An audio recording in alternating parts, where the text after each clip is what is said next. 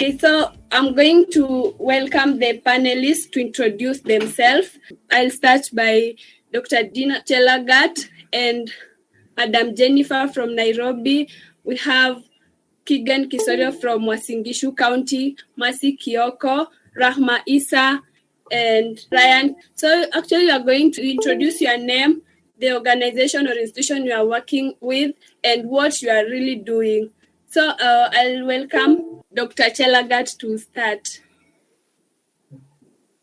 Okay, good afternoon, members. My name is Dr. Dina Chelagat. I am the Dean of the School of Nursing. I am a nurse midwife with a lot of interest in reproductive health. And so I teach SRH at the School of Nursing and Midwifery, and I am a panelist for today. Thank you.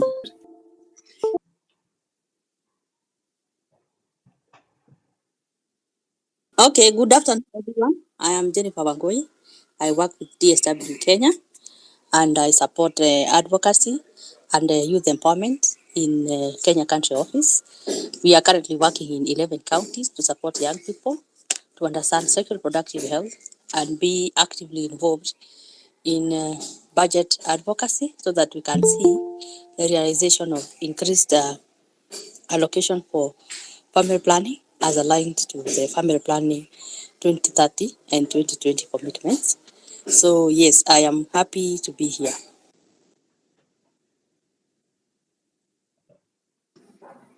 Hi everyone, my name is Kigan Kisorio. I'm the programs manager working at ReproDrive, implementing sexual reproductive health programs within Wasingishu. Thank you so much, and I'm glad to be part of this conversation today.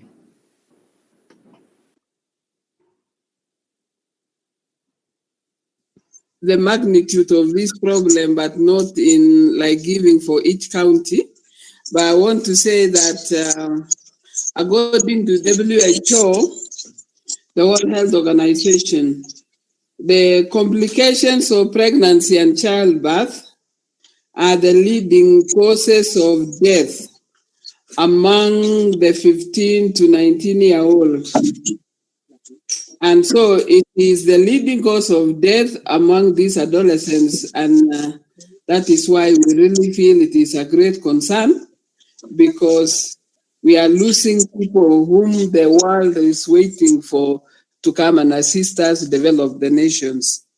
About 5.6 million abortions occur annually among the same team, that is the adolescents.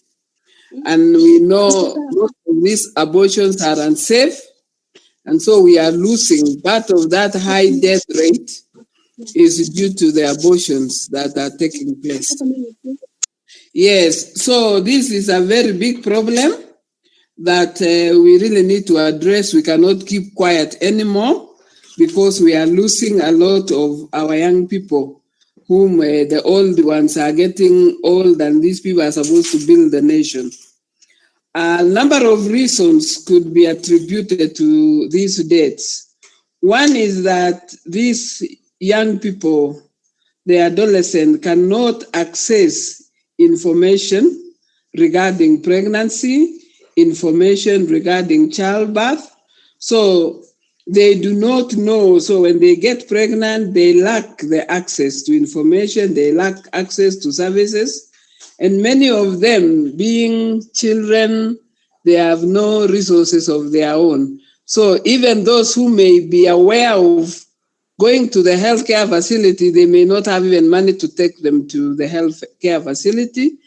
And in most cases, I think a high percentage of these young people have been impregnated even by very young people, adolescents, so they may not be able to assist one another.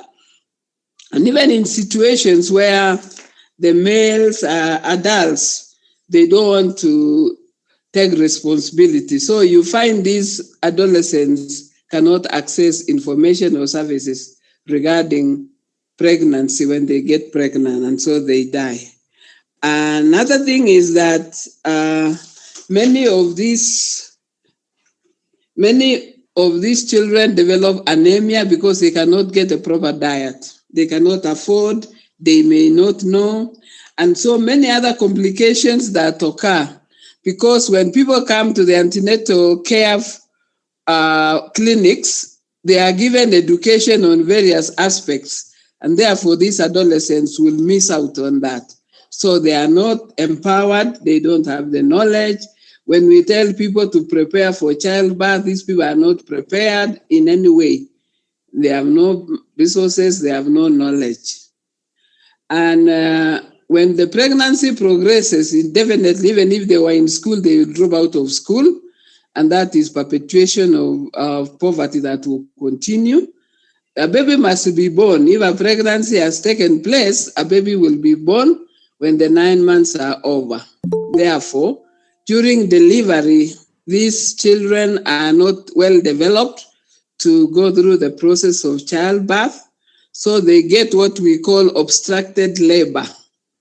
When we talk of obstructed labor, it means the baby, we call the baby the passenger, we call the pelvis, or where the child is going through, as that we have the passage, that is the passage. So we say in obstructed labor, the labor cannot continue because the passenger is greater than the passage. So the child cannot deliver. She's a child and she cannot deliver another child because the reproductive system is not developed, especially the pelvis. So we develop, these children, many of them develop complications, tears, which may cause postpartum hemorrhage, that is hemorrhage after giving birth. So these children will have postpartum hemorrhage. They may develop what we call recto-vaginal fistula, that is the hole between the bladder and the rectum, or vesico-vaginal fistula, the hole between the bladder and the vagina. Many girls also, when because of lack of well-preparedness in the antenatal period, they deliver premature babies. That means the babies are born before term. When we say term, we mean the 9 months are not over. So many of these children who are born because they were born before it was time, many of them develop other complications, and even many of them will die. So we may have the mother dying or the baby dying, or in many cases, both of them could. So many of them develop other complications, infections, and such like, because they lacked information during the antenatal clinics where they never went there. Because of lack of access, they also get their babies. People bring children for child welfare clinics.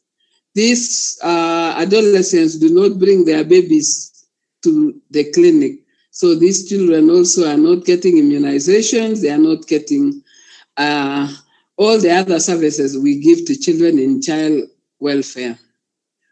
In many cases, the 15-year-old, if they conceive when they are that young, they can, because of not having access to family planning services, you get the same adolescent who became pregnant at 15 years may get another pregnancy at 16 years or even 17, because they have no access to family planning information and services. So they conceive again, and so you get a teenage who is having 3 children, and it becomes so complicated because maybe the same person cheats them, they don't have information, and they think this time around they are going to be married and maybe responsibility will be taken out of their hands. And therefore, these children go through a lot. And then there is the neglect, the psychological component. When we talk about the health impact, in many cases, people talk about the physical, but the psychological is very, very great, very, very, it's a neglected area. And that is where we get mothers having what we call puerperal psychosis, a psychosis that is observed after a mother has given birth. Because of the stress of childbirth, the stress of nobody ready to care for you. Maybe the boy is saying, it is not me, how do I know I was the one? The parents are telling the girl, go away. So we get these girls having nowhere to go. So they go through a lot of psychological trauma. Others would even go to the streets. Like I was in town today and one was going around and asking somebody, please give me something for my child to eat. They go to the streets. We have seen a lot of mothers who have gone to the street because nobody is taking care of them. And so we are losing a generation and we need to do something that should be able to address. And we cannot do it as healthcare providers alone. This is a multifaceted problem that we need multi-dimensional way to address it. So maybe those highlights for now, I can stop there and allow my other colleagues to contribute. Thank you.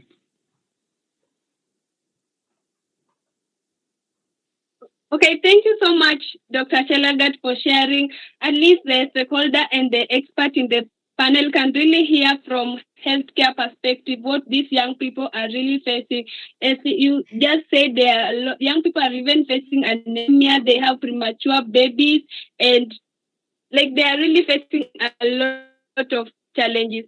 So I thank you so much for sharing, and I want to welcome Jennifer in 5 minutes to share about teenage pregnancy in our country. So thank you so much, Nancy. There has been, since 2012, Kenya has made several global and regional and country-related objectives towards ensuring access to family planning for all. And it began with the development of the first national family planning costed implementation plan of 2012. And we set a target, which is also aligned to Vision 2030. And the target was to ensure that by 2020, we shall have at least 58% of our women accessing family planning. By 2020, for sure, we even exceeded that expectation. But what remains a barrier or a challenge to date is that number of teenage pregnancies have actually increased. Currently, with the Kenya data on health survey that was conducted in 2014, which is the latest, we can say that today, 1 in every 5 girls who are between 15 to 19 years are either pregnant or have begun childbearing.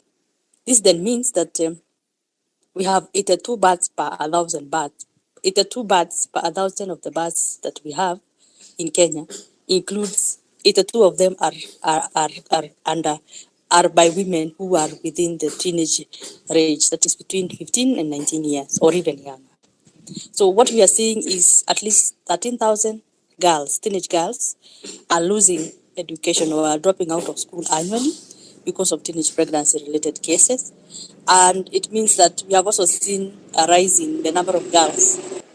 We have also seen a rise in the number of teenage girls who are reported to be doing the exams either at maternity or while giving birth. So by 2020, we had 449, and the number has been rising. I think last year we saw a surge of it.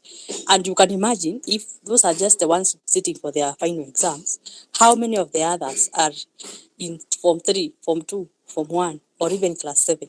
So we are losing so many girls in school, or they are dropping out of school due to that.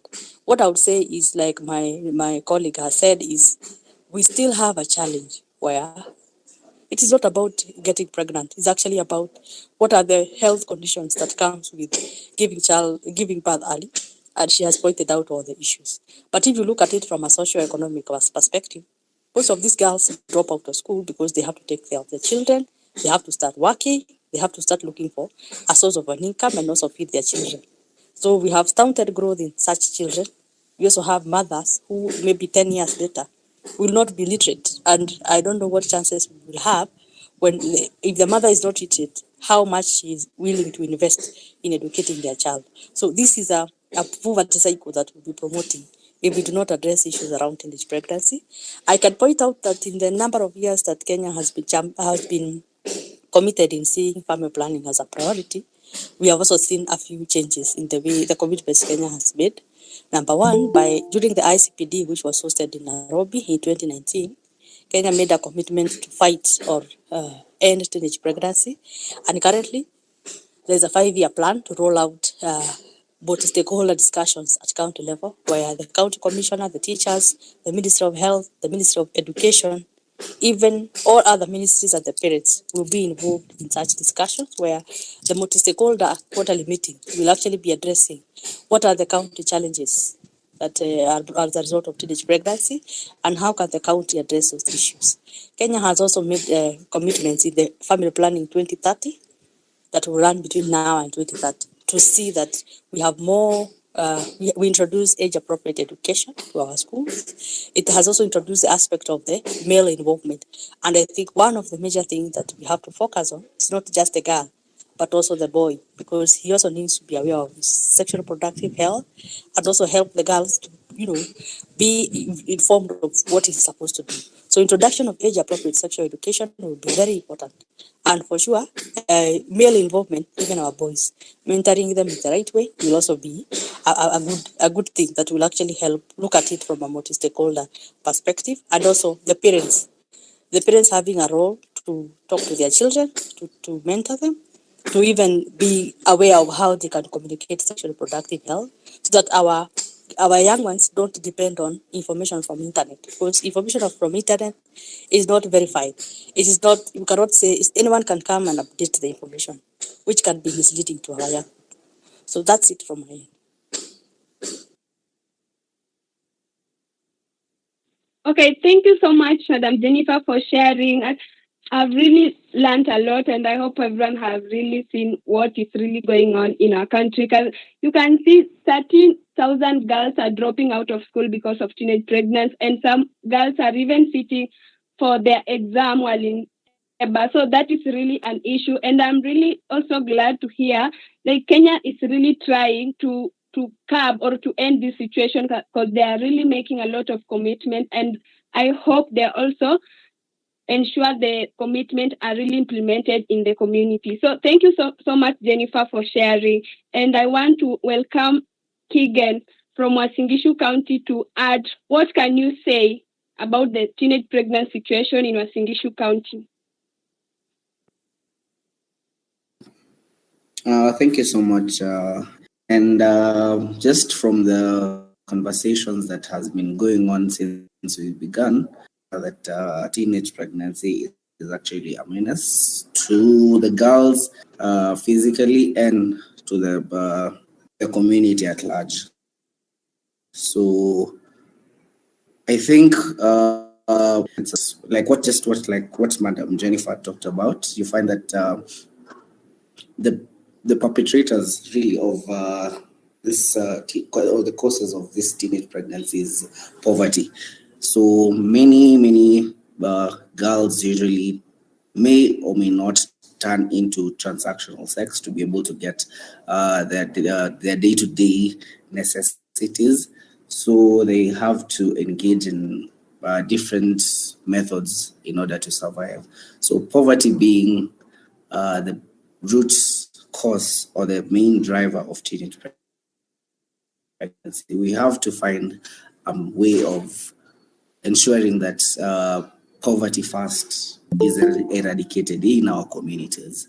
So with that, giving livelihoods to the girls out here, ensuring that the family is sustained, acknowledging the fact that in any given setting, for example, a home setting, giving information about SRHR is not just for the girl, but for the community at large. You find that the main key influencers at any community you find is maybe the wazes.